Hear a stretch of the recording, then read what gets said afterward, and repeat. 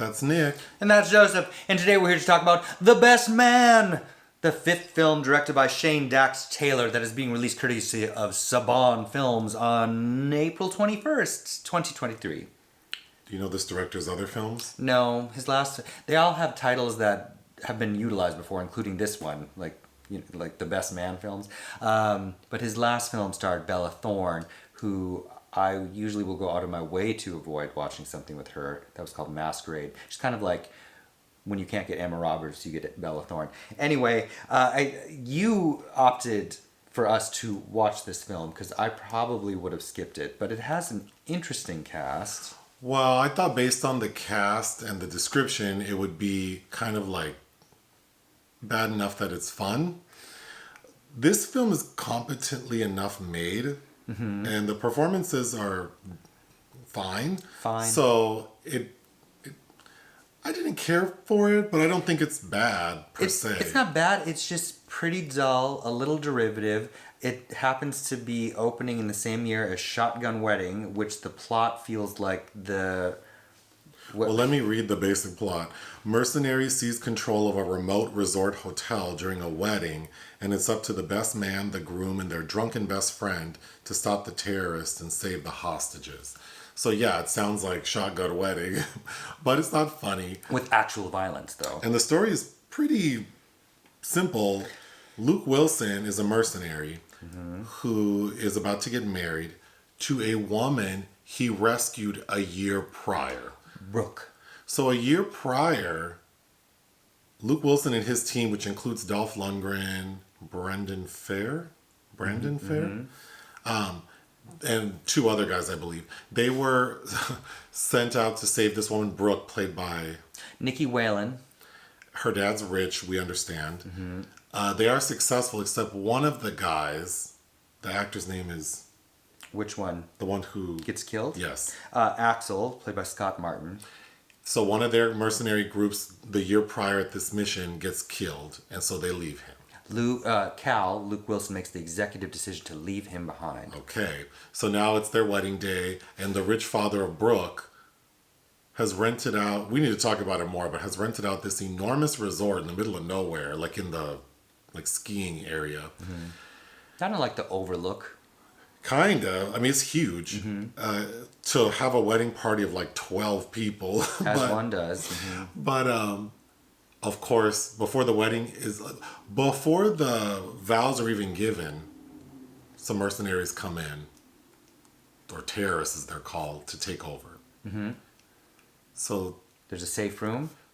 There's like a 45-minute sort of sequence trying to get everyone to safety. And of course, the big question we all have is, A, why did they try to kidnap this lady in the first place? And also, who's the person trying to kidnap her now? Because we would assume it's the same group because they didn't get her the first time. Nope. It's Axel, the dead guy from the year prior who used to work with Luke and Axel and Brandon. He's mad because he's like, y'all left me for dead. Left him for dead. He was shot in the head. And the stomach. And never got his money. He didn't get his money, but he was tortured for a while. So he's mad. So he's real mad. So he's come back to get revenge and get his money. So this was just an opportunity that waiting to happen when you rent a resort out in the boonies that has no cell service but does have Wi-Fi. They make a point to tell us. So, of course, the good guys, they're all mercenaries, but Luke Wilson, Dolph Lundgren, and his Brendan. I keep forgetting the person's name. His character's name is Bradley, played by Brendan Fehr. Brendan. They kill Axel, and all's well that ends well. Even though the dad takes who's like drunk as hell, like stumbling, like the wedding, the ceremony starting, and he can't even make it down the stairs. Let's talk about that because then terror strikes. He gets shot in the stomach and is still like. But it's not just him. The dad and Dolph Lundgren are drinking before the ceremony starts. And somehow the dad, who already looks like he drinks heavily, is like IRL, is like wasted. And as he's walking down with his daughter, I mean, he can't even make it down the steps. And for the entirety of the movie, he is like blackout drunk. He gets shot in the stomach. I mean, his face looks like Canadian bacon. I was like, don't you bleed more when you've been drinking? Well, yeah, because your blood's thin. And he was shot in the stomach. He I don't takes know how he made it. A gut shot. He makes it enough to be standing and hugging on everybody. But first, I want to talk about Nicky Whelan because she is in two movies one we reviewed, the shark movie. What's that called? White. I don't remember the name of that shark movie. We did Maneater? Maneater. Yep. And then we watched a movie with her and Nicolas Cage and Gina Gershon. And Faye Dunaway. Called Inconceivable. I would recommend that movie because it's fun. It's fun. Poor Gina Gershon should have been top billing because she's acting her little heart out in that. But. Gina Gershon and Nicolas Cage play husband and wife, and they're both like physicians, like medical doctors. Where he looks like they went to the Sally Struthers School of like dry cleaning and medicine. I don't know how they did that. A surgeon for vampires is what Nick Cage looks like in that. But so I know Nicky Whelan from those two movies and now this one. And in each movie, her hair is in really bad shape. I talked about it a lot in Maneater. And in this movie, it's really bad up until her wedding where they put her in a cute little updo. But I'd like to speak directly to this lady and let her know that people who have hair like hers, like really fine, thin, straight hair, you just need to go on ahead and get a pixie.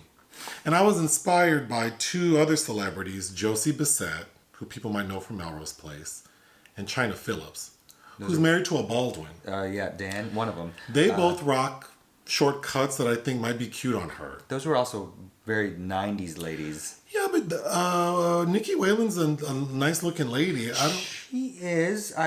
She also looks like if you asked the computer to make a composite of a blonde celebrity and they took some of Naomi Watts and they took some of Cameron Diaz and then you get... That's true. Remember that movie? You probably never saw it in the early 2000s, Simone with Al Pacino, I think, and Winona Ryder, where they create like a pixelated celebrity and it's this bland looking blonde lady. When we first see her on screen because she's been kidnapped, of course I laughed at first and then I thought not again that they have her with this crazy ass hair. But you know what made me laugh more? Nicky Whelan's character Brook in her wedding gown at a point because she's running for her life in this abandoned hotel or vacant hotel. She takes off her shoes. And she's wearing those white, chunky, strappy shoes like Monica in the Before You Walk Out of My Life video. I was like, not this. Notoriously ugly shoes, yes. Also, the name Brook. There's this old horror movie, I think it's called The Dentist, where some guy's about to kill a woman. He's like, Brook, such a waspy name. And for some reason, that's always stuck in my head about that name. Well, now I'm thinking about Brooke Hogan. She has a song called Move that I like. Check it out. I'd like Brooke Shields if we're talking Brooks. So we fast forward a year and we see that there's this wedding, and so the dad is clearly rich, and so he's rented out this, and we're told that this resort, we see it like an aerial view of it. It's enormous. It has to have hundreds of suites. And we're told that like dignitaries, like presidents stay here, celebrities. They have a 5-star restaurant, the best of the best. This shit looks like a regular ass ski lodge once we're inside. But the resort manager is giving the tour. And I thought that was so weird because if you're going to rent out a resort, wouldn't they have planned this like way in advance? And wouldn't like the dad's assistant have come and the wedding planner to... Why is like the father of the bride organizing all this like the night before? And he's like, I need to see the safe room. And then he's telling the resort manager, well, I need to see your safe room. And the resort manager's like, oh, well, I mean, you're never going to need it. No, show it to me.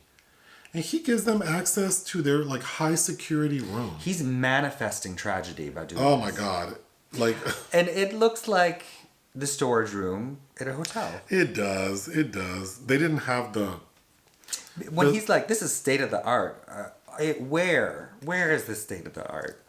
Okay, so once they're under attack, Luke Wilson's barely in the film. He's in the opening, and then he's gone for like an hour, and then he comes back.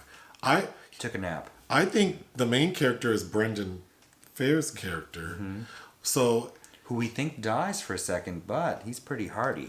But he's paired up with Brooke's sister, who we're So what's that actor's name? Hailey, played by Scout Taylor-Compton of Rob Zombie's Halloween films. She makes sure we know.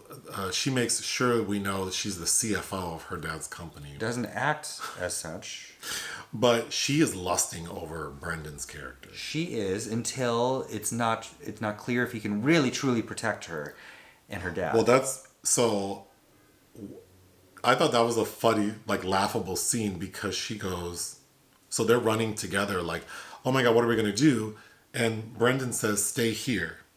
No, there are like 1,000 cameras everywhere. Okay, well then go run out into the forest.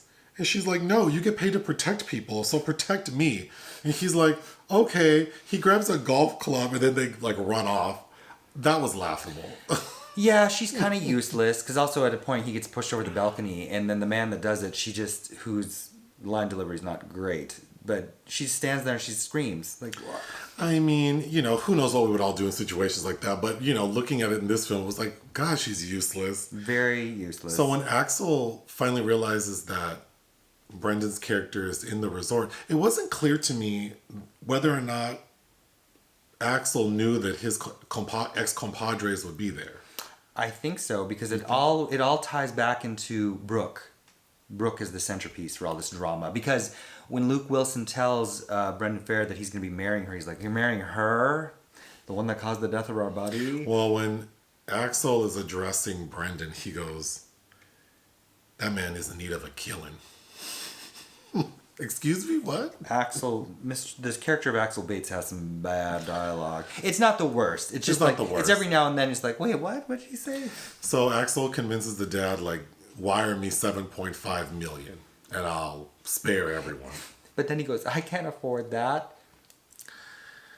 The best man, I don't know if I mentioned, so the title comes from Brendan Fehr is going to be the best man for Luke Wilson. Mm-hmm. And before the terrorists take over, Brendan forgets to bring the wedding bands to the ceremony.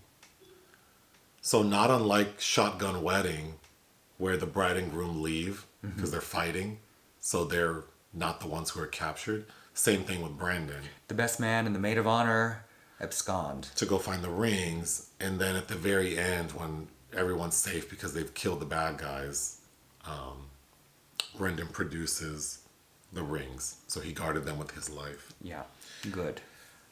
Good. Yeah, yeah. I'm sad to say this reminded. I can't believe I'm saying this, but there's a movie with Owen Wilson that's similar to this that is much better that I recommend called No Escape, where he's married to Lake Bell and he's got kids, and they're in this. I forget what country they're in, but the assassins take down this hotel and they have to fend for their lives and get out of it. And that actually is a pretty decent film for what it is. No relation to the 1994 Ray Liotta film, by the way. But I would check out No Escape before. I forgot Luke Wilson is in this and he is top billing. Because he's gone for like an hour. He is, but when he popped up, I'm like, where the hell have you been? He looks good. I laughed because the first kind of line he has when he's got Nicky in the back of their getaway van, and you're like, oh, I'm not used to him being authoritative. Yeah, that was interesting. And then Dolph Lundgren, it's nice seeing him. He didn't have a lot to do. He didn't have a lot to do. He's in it a little more than Luke. Yeah, he's fine. I always think something I always think about when I think of Dolph, besides like Rocky 3, is he was going to be in an Andrey Zulawski film that never came together. Can you imagine how good that probably would have been? I thought the movie looked fine. The special effects which mainly consist of people getting shot, so like the blood splatter. It's kind of gory, like extra violent. Mm-hmm. The action and the violence is a little sparse for what it is. It's just by the 40, because the wedding is not shut down until the midway point of the film. That part clips along, but, yes. But once we hit that, it drags. It's a dead zone. Also, I was a little disappointed that we never learned why Brook was kidnapped in the first place. Mm-hmm. So they never answered that question. Well, I think because the father paying ransom. Sure, but that just seems very generic. So that's why I said the plot's very simple. It's just like, so this random rich guy, his daughter gets kidnapped for whatever reason. Well, because he shows up with his bodyguards and he's like, to Brooke, "You didn't bring yours." She's like, "I just need Cal." Well, okay, I guess that was true. What would you give this movie? I've seen a lot worse, but it suffers from being just, at the end of the day, forgettable and dull. 2. I would give it 2 out of 5. Hit the thanks button, listen to our podcast. Bye.